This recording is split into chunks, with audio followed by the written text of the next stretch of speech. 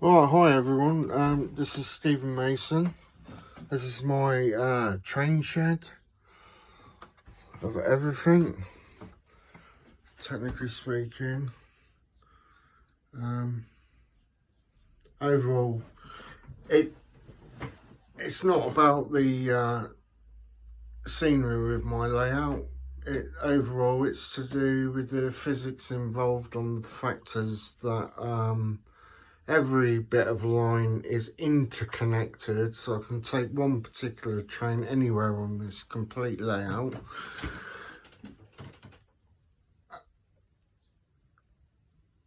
Anywhere.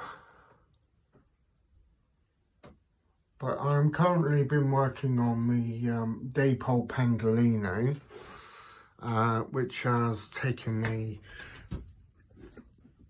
numerous meticulous, careful tuning and everything to actually get this 5-car to work. I've got a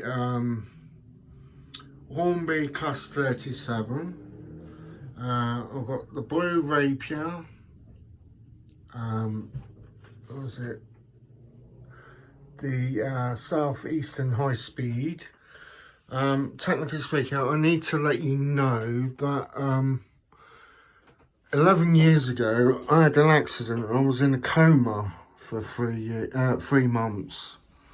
And I started all this back in 2007, and basically since 2011, which was 11 years ago, I've been in recovery. So all my previous videos that you can actually see on my YouTube, you can see I'm uttering and stuttering and what have you, and people can take me the wrong way.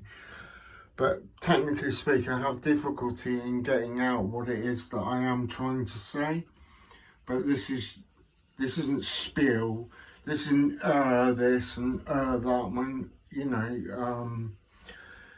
see, I just went right. I'm trying to carefully think of what it is that I do need to say. You will never see a layout like this, and I'm very grateful to Hornby for sharing what it is that I've achieved. And yeah, so basically, whilst I was in a coma, I had cracked the skull, bleed to the brain, 12 broken ribs, broken shoulder, punctured lung. So I'm very grateful just to be alive, you know, and continue from where I've left off. So that's about me now at the moment, right? Okay, more to do with my layout. Technically speaking, this has taken me since 2006, 2007 to make all of this, right? Okay. All the contours, the camberism of the tracks, and in real life, trains do actually have cambered tracks. And my problem was that such a small space, just seeing 2 ovals and an offshoot as a siding, because I suffer from ADHD as well, and GAD, and God knows what else, technically speaking, it became boring. And it all started off when my grandpa Jeff, when I was like 5 years old, my dad was in the RAF and we lived in York. Basically, this is when I was like 6 or 7 years old. I am Cornish, but when we got posted to York, I ended up going to the National Railway Museum at York. You know, if you was a resident of York, you could get, and if you had a library card, you could get into the National Railway Museum for free. and I was climbing in and out of everything, where there was a chain across the road that said, you can't, do not cross this, do not cross that. Well, me being a little kid, you know what I mean, I just climbed into everything. But they got used to me in the end, you know. But technically speaking, that's where my love of trains all started, and I'm now 48 years old and I still love my trains. See, I'm in again, right? Okay, just trying to think of what kind of thing to say to show you interest. I'll just set off my class 37. That's a back move.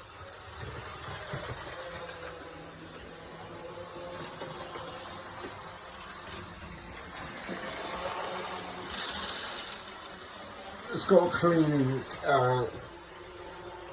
carriage. It's got little pads on the carriage. It actually contacts with the surface of the track and cleans it as it goes round. So this is technically my test track. Any new trains that I get, I always bring them to this one. If you've noticed, I've got crash barriers to check the speeds, you know, and if they go too fast, sometimes they can come off, and then they need to be modified to handle the rest of the layout. Okay, so everything I've got here has technically been modified to a degree, but it became to the point where it was very boring and I wanted more. But I haven't got some big barn in the middle of nowhere. I've got this shed, right? That's it, that's all I've got. And with the amount of trains I've got, it's nice seeing them all going round literally at the same time, you know. So that's the class 37. I haven't got it on full power. It's going around nicely at the moment.